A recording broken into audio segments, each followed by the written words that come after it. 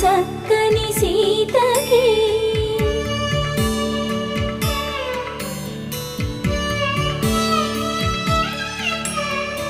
ఎర్ర జాబిలి చేయి రాముడేడని అడుగుతుంటే చూడలేదని పెదవి చెప్పే చెప్పలేమని కనులు చెప్పే నల్ల పూసైన